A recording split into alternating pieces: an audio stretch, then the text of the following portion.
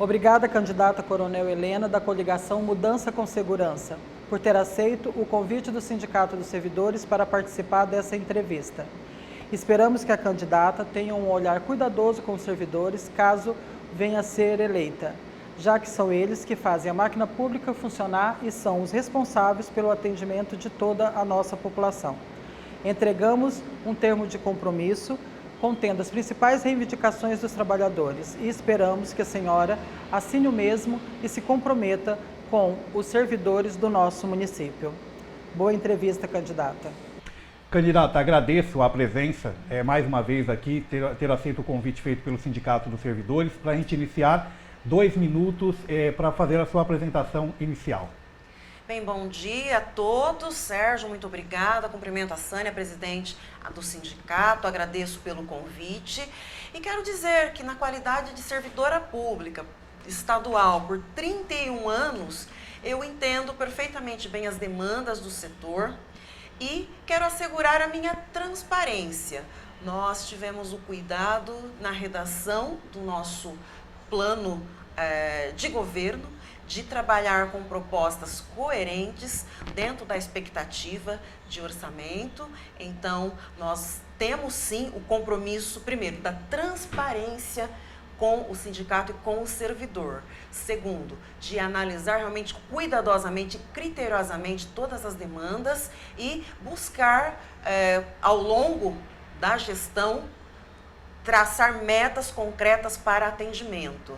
E me coloco realmente na mesma posição que cada um do servidor que nos assiste, porque nós acompanhamos os diversos problemas, a defasagem que existe, da mesma forma que existe no Estado, existe aqui no município, e o servidor, como bem disse a nossa presidente, ele é a base da administração pública. A administração não existe sem pessoas e as pessoas trabalhando por outras pessoas. E é por isso que nós temos sim que valorizar, que respeitar e que buscar melhorias dentro de um quadro social existente, com justiça, com metas, com trabalho sério, buscando sempre a melhoria, porque a melhoria da qualidade para o servidor reflete diretamente naquele que é beneficiado, que é o cidadão, que nós, na qualidade de prefeito, existimos justamente para atender o cidadão. Muito bem, então. Dando continuidade, candidata, vamos à primeira pergunta. O tema inicial será a Rio Preto Prev, que é o Instituto de Previdência dos Servidores Municipais. A nossa previdência própria, a Rio Preto Prev, é sem dúvida das nossas maiores preocupações. Afinal, é o nosso futuro que está em jogo. Nos últimos anos foram realizados planos de amortização do déficit atuarial que não deram resultados e viraram um plano de aceleração. Apesar de garantir políticas de aportes para o regime próprio de previdência social e aumentar consideravelmente o patrimônio da autarquia, não lograram êxito em diminuir o déficit atuarial, privilegiando alíquotas muito baixas em seu início e em detrimento dos exercícios posteriores, que possuem previsão de alíquotas muito maiores. Sabemos que é necessário aportes efetivos, constantes e o valor e percentual suficientes para garantir a saúde financeira do Instituto.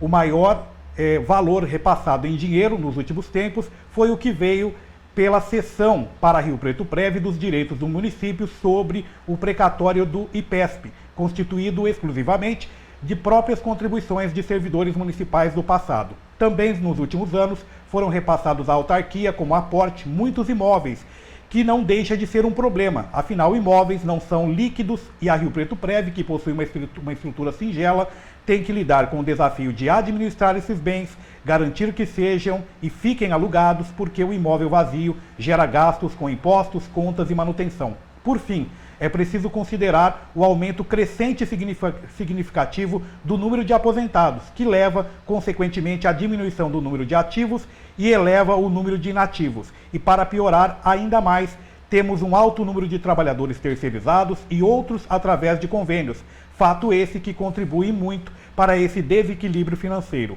Sendo assim, candidata, qual a sua proposta para solucionar os problemas apresentados e garantir no futuro uma aposentadoria para todos os servidores do nosso município. A candidata tem 3 minutos para responder. Eu tenho acompanhado, me informei sobre a situação da Rio Preto Prev. Essa pergunta é bem pertinente e é uma preocupação de todos nós. Creio que a reforma da Previdência que aconteceu o ano passado, ela vai ter um impacto de diminuir esse déficit atuarial. Ainda não sabemos exatamente como vai ficar equacionado isso, precisamos de uma análise mais profunda, mas a questão é gestão. Gestão e gestão. Nós precisamos, inicialmente, verificar essa questão realmente da equação junto com a nova Previdência. Precisamos verificar a situação dos concursos públicos, um ponto que você destacou no teu texto é de abertura, a questão do terceirizado, a questão dos prestadores de serviço, e você acaba não repondo, né, o servidor de carreira, que é o que acaba impactando muito diretamente nessa proporção ativo pensionista. Pelo que eu consultei, me permite apenas consultar um número, hoje está em 3,6. E a tendência, se não forem adotadas medidas, e o concurso público eu creio que seja uma das medidas que está no nosso planejamento, justamente a reposição do servidor para que essa contribuição ela se equilibre, né? A gente precisa também, está no nosso plano, uma política macroeconômica que também a longo prazo tende a equilibrar o sistema por meio da melhora da arrecadação e tudo mais. E no curto prazo, os aportes têm que continuar acontecendo, né? A Previdência ela não vai se tornar superavitária de um momento para o outro. Os aportes, eles são necessários, eles vão continuar acontecendo. Não é um problema para se resolver em uma única gestão, muito pelo contrário, é um problema que se estende e que tem que ir sendo gerenciado gradativamente, sempre, claro, com muita lisura, verificando, impedindo que aconteçam fraudes, fazendo um pente fino realmente, para verificar os benefícios, se não há qualquer tipo de desvio e tudo mais. Então, o pacote é esse, é uma coisa realmente que a gente vai ter que trabalhar no curto, no médio e no longo prazo, pensando em solucionar o problema imediato por meio dos aportes. Eu creio que essa questão de imóveis realmente acaba sendo desvantajosa para o servidor de uma forma ampla, porque não resolve o problema de forma pronta. Hoje, dentro da crise econômica que estamos vivenciando, nós percebemos que o aluguel, temos uma demanda de prédios vazios, ou seja, nós temos que pensar nisso de uma forma mais longo prazo.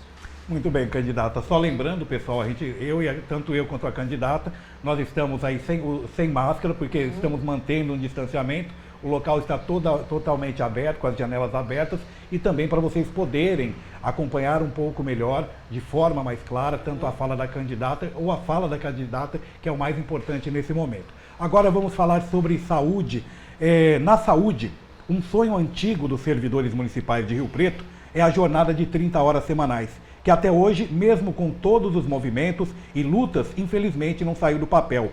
Essa redução de jornada garantiria uma qualidade de vida melhor para estes profissionais que lidam diariamente com a doença, dor, sofrimento e morte. Da mesma forma que um plano de cargos, carreira e salários do SUS passa longe dos projetos dos sucessivos prefeitos, que preferem as terceirizações e as indicações políticas para cargos em comissão, como uma política pessoal de RH, com fortalecimento e melhoria para o serviço público de qualidade para todos, um servidor de carreira bem remunerado, com valorização daqueles que trabalham com dedicação exclusiva e com incentivos ao estudo e qualificação, estímulos ao desenvolvimento pessoal e profissional dos trabalhadores, de forma a contribuir com a prestação de serviço ao público de qualidade contínua. Infelizmente, nos últimos tempos, os servidores da saúde sofrem com decisões administrativas que trazem muito descontentamento e desmotivação aos servidores, como, por exemplo, os dos serviços 24 horas, como UPAs,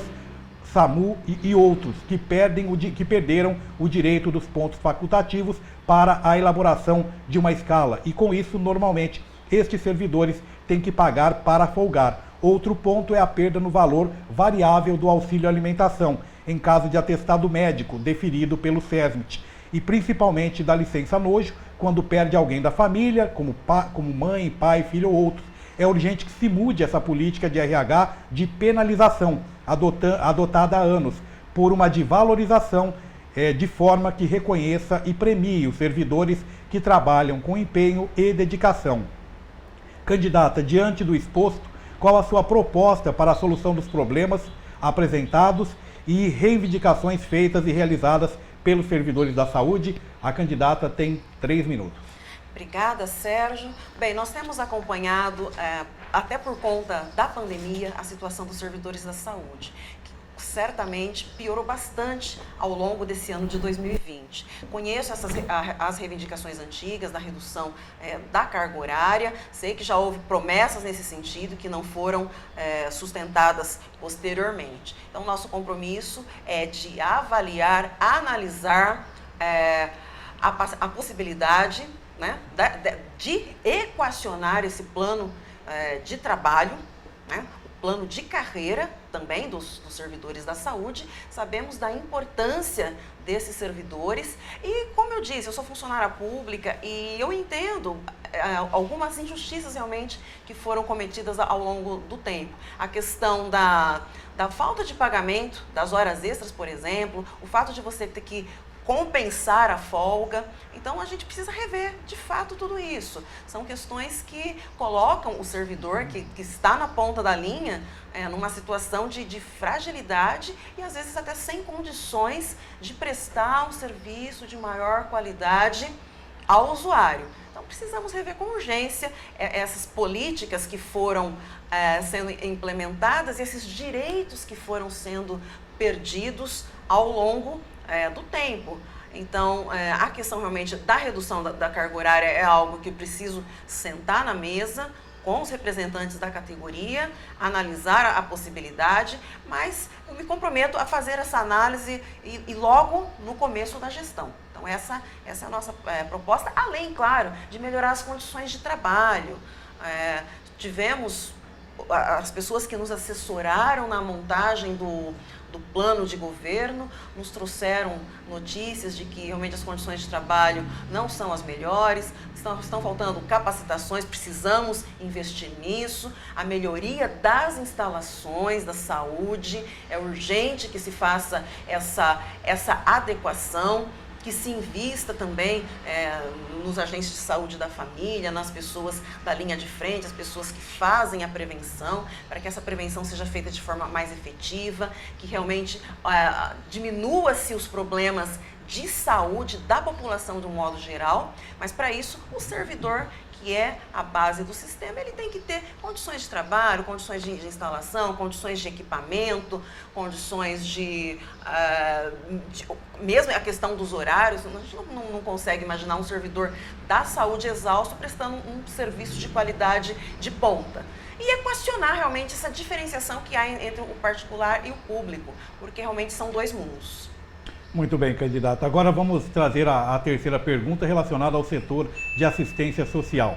Considerando que São José do Rio Preto aderiu à Agenda Mundial de Desenvolvimento Sustentável, assinada em 2015 pelos membros da ONU, Organização das Nações Unidas, e é signatário da mesma, tendo como foco cumprir até 2030 os 17 Objetivos de Desenvolvimento Sustentável, sendo que a primeira delas é a erradicação da extrema pobreza no município, e levando em conta que as equipes dos CRAS, que atuam diretamente na cidade com a população, têm um quadro reduzido de servidores, fato esse que agrava pela falta de concurso público para ampliar o número de profissionais, o serviço atualmente é muito dependente da terceirização, fato que gera uma rotatividade entre os trabalhadores e uma descontinuidade na realização dos trabalhos. Qual a sua proposta de governo para aumentar o quadro efetivo de servidores que atuam na linha de frente junto à população nos territórios de São José do Rio Preto, para que São José do Rio Preto consiga alcançar os objetivos sustentáveis até 2030? A candidata tem 3 minutos. Sérgio, essa pergunta é super importante, porque nós estamos vivendo um período em que a assistência social e o papel do Estado será fundamental para a recuperação econômica.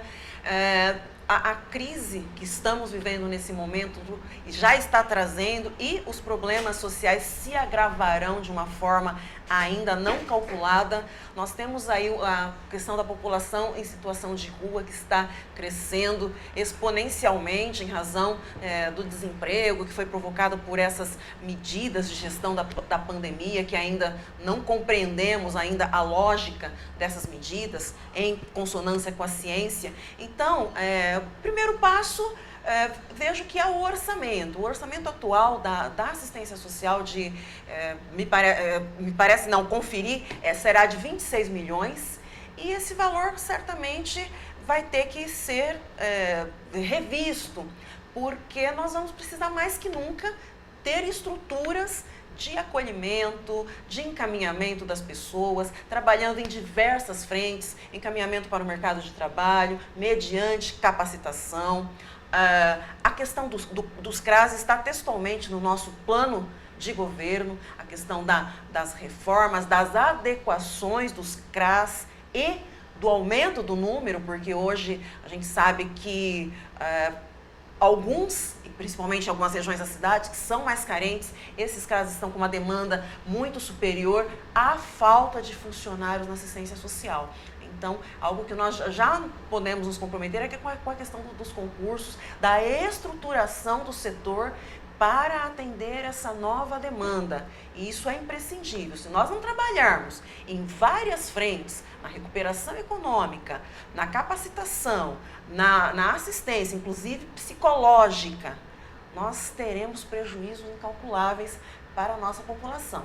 Então, o Estado vai ter que ter um empenho muito especial para recuperar a dignidade das pessoas, né? Para trabalhar essa questão das pessoas em situação de rua, para trabalhar a questão, inclusive, da depressão, do suicídio. Tudo isso vai ter que ser feito em parceria com a saúde, com a economia, né? Criando condições para que as pessoas se recoloquem no mercado de trabalho. E já disse em entrevista, a melhor política pública é o emprego. É por meio dele que nós vamos trabalhar, né, em decorrência de todas as demais áreas sociais. Agora, candidata, só para a gente dar continuidade aqui, vamos agora falar sobre educação. Nos últimos meses, o que já era difícil para os professores se tornou um verdadeiro desafio. Do dia para a noite, tiveram que enfrentar um mundo que para muitos era bem distante, que é o mundo virtual. Encontrar maneiras de estar próximos e manter o interesse dos alunos e virar um artista televisivo. Foi o de menos. Enquanto muitos achavam que eles estavam em casa de boa, eles estavam, na verdade, trabalhando mais do que antes, preparando aulas atrativas e lúdicas, além de pedagógicas, utilizando todos os meios possíveis para garantir o estudo e a aprendizagem dos seus alunos. Isso tudo dentro de casa, com todos os afazeres, além dos filhos correndo de lá para cá e querendo a atenção dos professores, que também são mães e pais. Tudo ficou confuso e misturado. E mais uma vez, e como sempre, os professores deram um show, arregaçando as mangas, com os filhos no colo, pagando mico. Lá estavam eles ensinando do jeito que era possível. Há anos esses profissionais lutam e aguardam ter por parte da gestão o reconhecimento do 1/3 da carga horária livre para estudos, formação e planejamento, preparando as aulas e a correção de provas e exercícios. Agora, com os riscos advindos da pandemia, sobre a preocupação a respeito da volta às aulas, o que será feito para garantir a saúde dos educadores, alunos e todos que transitam na unidade escolar. Será garantido a testagem para todos? Candidata, qual a sua proposta e ações de governo para garantir a segurança da saúde dos trabalhadores e dos alunos de São José do Rio Preto? A candidata tem 3 minutos. Sérgio, outra pergunta também que nós analisamos com muito cuidado a questão quando falamos sobre a educação. Eu sou testemunha, eu tenho irmã e cunhada professoras e eu sou testemunha do esforço delas em virar youtuber do dia para a noite, diante da pandemia, sem que tivesse tido o suporte adequado para fazer essa transição. Não é todo professor, assim como não é todo aluno, que tem uma rede de internet adequada, que tem um bom notebook, um celular, às vezes com capacidade para assimilar essa demanda que surgiu, né? Então a gente percebeu aí o esforço e o sucesso. Muitos, eu acompanhei as aulas da minha cunhada, a criatividade, a disposição em fazer o melhor pelos alunos, isso realmente você percebe o amor pela carreira dos nossos professores. Recentemente foi o Dia dos Professores e eu falei justamente sobre essa temática. E o nosso plano de educação, nós começamos justamente falando sobre a questão de reformular e repensar a estrutura das salas de aulas, inclusive analisar a questão de diminuição de número de alunos por sala de aula, já pensando nesse cenário pós-pandemia, em que principalmente os professores e professoras da educação básica, da creche, em que o contato é praticamente inevitável. Então, temos que pensar essa questão da separação física, da reformulação do modelo da sala de aula atual, e conversar também com os professores, garantindo a questão de equipamento, da higienização. Eu sei que algumas escolas, às vezes o recurso dessa higienização, que é diferente do que vinha sendo feito até então, soube de situações até de professores que levam seus próprios produtos para contribuir. Então a gente precisa, com certeza, dar uma atenção muito especial para isso. No nosso plano de governo, nós previmos a questão do plano de carreira dos professores. Eu sei que há uma demanda, porque existe aquela diferenciação de concursados que fazem 40 horas, de concursados que têm 35 horas. Sabemos que é uma questão legal, mas que precisa ser trabalhada e pensada. Colocamos também a ideia do professor especialista em esporte e artes. Até porque o esporte nós elegemos como uma das nossas principais bandeiras. E o começo disso é lá na educação, colocando o professor especialista em esporte para buscar os talentos, para desenvolver a criança adequadamente e que ela tenha uma possibilidade a mais de lazer, de cultura, no caso das artes. E com a entrada do professor especialista, Sérgio, a ideia é o quê? Cumprir a lei do 1/3. Então, nós já pensamos, já casamos essas duas iniciativas e isso, claro, implica em concurso. Temos aí os professores que não foram admitidos, depois muitos deles que perderam seus empregos e não foram admitidos. São situações que nós vamos rever. Agora, a quinta pergunta, candidata. As maiores empresas do mundo já descobriram a importância do trabalhador para o crescimento, desenvolvimento e sucesso das mesmas, como também a necessidade da formação e valorização destes trabalhadores. Infelizmente, o serviço público caminha na contramão desse pensamento. Ultimamente, a prática é desqualificar, desmoralizar, culpabilizar os servidores públicos pelos gastos, despesas e todo tipo de equívocos ou erros cometidos pelos diversos gestores públicos.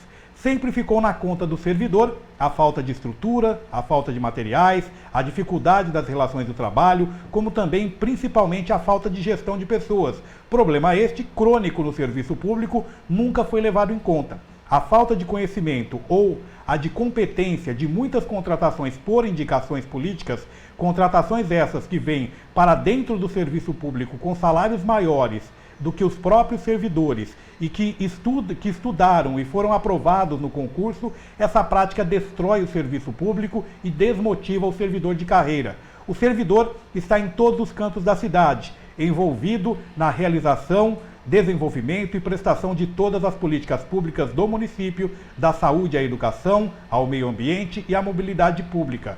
Não existe serviço público de qualidade e para todos sem o servidor de carreira. Candidata, qual a sua proposta de governo para os servidores a respeito do plano de carreira, valorização, educação e formação continuada, salários dignos, segurança nos locais de trabalho e serviço público de qualidade? A candidata tem 3 minutos.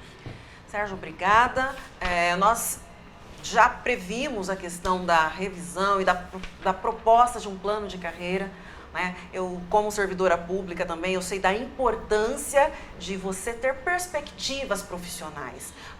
Certamente foi um dos meus principais combustíveis, do meu principal combustível, o fato de você mirar em algo. Então, o plano de carreira é fundamental, tem que existir para todas as carreiras. Nós sabemos que algumas carreiras já têm um plano mais delineado e outras carecem totalmente de uma definição, de uma regra clara para isso. Então, nós vamos traçar metas gradativamente e dentro daquilo que é possível, nós temos que considerar, como eu disse, eu quero ser muito transparente em relação ao que está sendo prometido. No caso, nós temos a questão da arrecadação, que nós vamos ter que analisar com muito carinho. Não podemos fazer promessas vazias simplesmente para ganhar a simpatia do sindicato e do servidor. Nós temos que ser muito coerentes com o nosso discurso e algo que se alinhe realmente à prática e à realidade econômica do país. Então, por isso que eu digo, nós vamos sentar na mesa, vamos analisar e melhorar tudo aquilo que for possível. A questão da capacitação eu considero primordial. Isso não depende de muita negociação, é realmente ver as necessidades e fazer o que precisa ser feito. Nós temos uma escola de gestão no município que, pelas notícias, informações que temos, está também defasada, não tem tido uma frequência de capacitações. Precisamos reforçar essa escola de gestão, de forma que todas as categorias profissionais tenham a oportunidade de melhorar ali o seu próprio desempenho. Temos a questão da tecnologia que nos ajuda muito, que às vezes não é utilizada adequadamente, a possibilidade dos cursos à distância, das parcerias com outros órgãos que podem oferecer também qualificação. Então nós temos, o nosso compromisso realmente é estudar o plano de carreira, investir na capacitação, investir no desempenho, porque aquele funcionário que trabalha bem, que é o pé de boi, que realmente leva a repartição nos braços e faz o seu melhor independente das dificuldades que ele enfrenta, porque ele sabe que aquele cidadão que está se apresentando ali passa por dificuldades maiores do que a dele, servidor. Então, essas pessoas merecem ser reconhecidas também pelo seu desempenho. Eu acho fundamental que isso aconteça. Muito bem, candidata. Agora foi encaminhado com antecedência para a candidata um termo de compromisso e agora passamos para a candidata que assinará ou não esse termo de compromisso feito aí pelo Sindicato dos Servidores, baseado nas perguntas que nós fizemos aí durante essa entrevista de hoje. Candidato? Você não vai fazer a leitura? Não, o termo é... Não, sim. Eu achei que você faria a leitura aqui durante a É gravação. que nós encaminhamos com antecedência, então, para o candidato tomar ciência, assina ou não, ou se justifica. Eu me justifico pela seguinte forma. Promessas vazias não é o que eu pretendo fazer. O atual governo do estado prometeu para a gente, por exemplo, que a Polícia Militar de São Paulo seria a mais bem remunerada do Brasil. Isso foi feito durante a campanha, na presença de diversas pessoas, e hoje a polícia continua sendo a Polícia de São Paulo, o estado mais rico da nação, mais bem remunerado, continua tendo uma das polícias mais mal remuneradas do Brasil, e isso não vai mudar no curto prazo. Então, eu acredito que é muito fácil agradar o servidor que está nos vendo agora, agradar o sindicato, assinar o termo e falar, não, tudo bem, depois não cumprir. O meu compromisso é a transparência, a honestidade e não a enganação em nome de 1 ou 2 votos. Nunca vou fazer isso. Então, o nosso compromisso é realmente analisar o orçamento, analisar cada um dos pedidos, cada uma das reivindicações, sentar na mesa, ouvir os representantes de cada categoria e fazer, sim, o melhor dentro daquilo que é possível no curto prazo e planejar. O que nós precisamos é ter um projeto de longo prazo. Nós precisamos pensar Rio Preto para os próximos 30 anos, não apenas na eleição, não apenas no meu mandato, ficar lá, para os próximos 4 anos e empurrar o problema para frente. Na verdade, nós precisamos ter metas claras, um projeto claro, que o servidor tenha certeza que ele terá, sim, contempladas as suas reivindicações, mas dentro do tempo que é possível, dentro da situação atual que vivemos. Agora, candidato, para a gente finalizar, eu vou abrir 2 minutos para candidato fazer as considerações finais. Valendo. Eu volto a agradecer ao sindicato por essa possibilidade.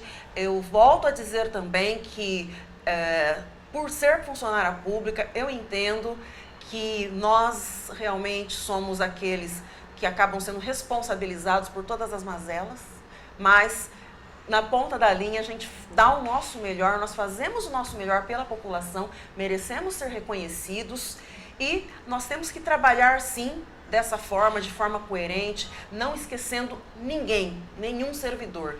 Plano de carreira é um dos principais incentivos para a qualidade do serviço público. Somos nós, servidores públicos, que carregamos, né, o piano, literalmente, dentro da administração pública. E somos aquela categoria que, ao longo do tempo, mais veio perdendo benefícios, mais veio perdendo o reconhecimento. Conversando aqui com a presidente, já me pôs a par da situação de que nos últimos anos sequer tem havido a reposição da inflação. Então são situações que nós nos comprometemos a rever, né, com muita seriedade, com muita coerência, dentro daquilo que está posto, né? Já que não fomos os responsáveis por essa situação, estamos chegando agora na política, vamos agir com responsabilidade, pensando não apenas no próprio mandato, mas nos próximos 30 anos. Esse é o meu compromisso. Muito bem, agradecemos mais uma vez a candidata por ter participado da entrevista. Nos siga nas nossas redes sociais, YouTube, Facebook, Instagram e acesse o nosso site www.sspm.org.br. Até a próxima. Tchau.